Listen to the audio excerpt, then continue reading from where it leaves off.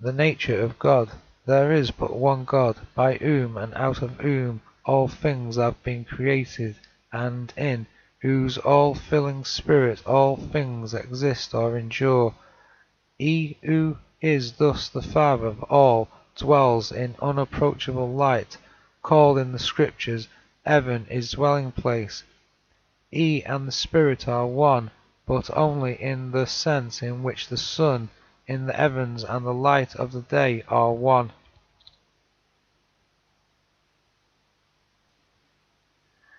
Jesus is his manifestation by the Spirit. This statement strikes at the root of the popular doctrine of the Trinity, which confuses the revealed relations of the Father, the Son, and the Holy Spirit. See Deuteronomy chapter 6 and verse 4, Isaiah chapter 45 and verse 5, Mark chapter 12 and verse 29, John chapter 17 and verse 3, 1 Corinthians chapter 8 and verse 6, the letter to the Ephesians chapter 4 and verse 6, 1 Timothy chapter 2 and verse 5, 1 Timothy chapter 6 and verse 16, Matthew chapter 6 and verse 9, and Psalm 123 and verse 1. The Spirit is not a personal God, distinct from the Father, but the radiant invisible power or energy of the Father. The Holy Spirit is the Spirit of God in official manifestation. The Holy Spirit is the same Spirit mentioned in the Old Testament. It is the same active force which was used for the conferring of divine gifts and the accomplishment of the divine will.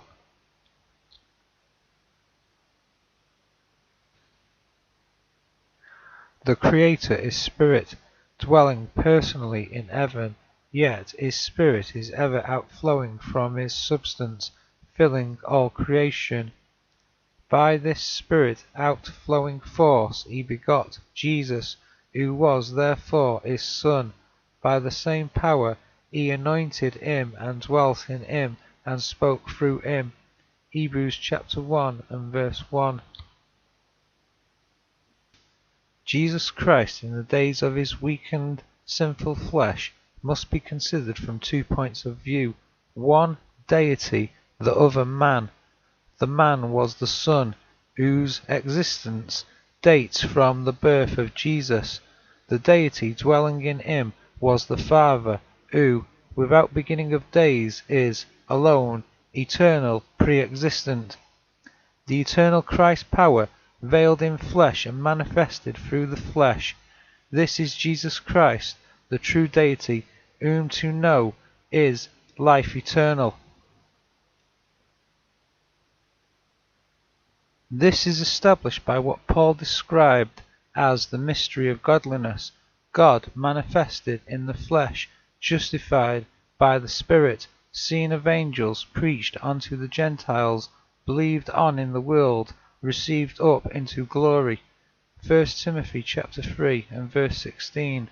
Compare also Luke chapter 1 and verse 35, Matthew chapter 1 and verse 20, Isaiah chapter 9 and verse 6, Matthew chapter 3 verses 16 to 17, Luke chapter 4 and verse 18, John chapter 3 verses 34 and 35, John chapter 5 and verse 30, John chapter 7 and verse 16, John chapter 14 and verse 28, Acts chapter 2 and verse 22, and Acts chapter 10 and verse 38.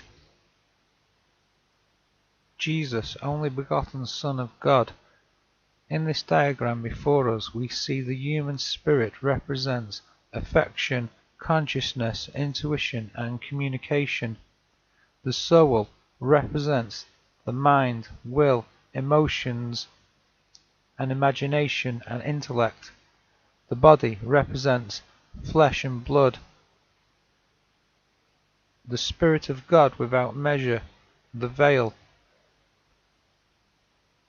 The whole Spirit of God, human spirit, rational soul, and body is Jesus. Jesus is not just human spirit, rational soul, and body, but the entire person, including the Spirit of God without measure. The veil represents the flesh of Jesus, separating the will self of God from the will self of man.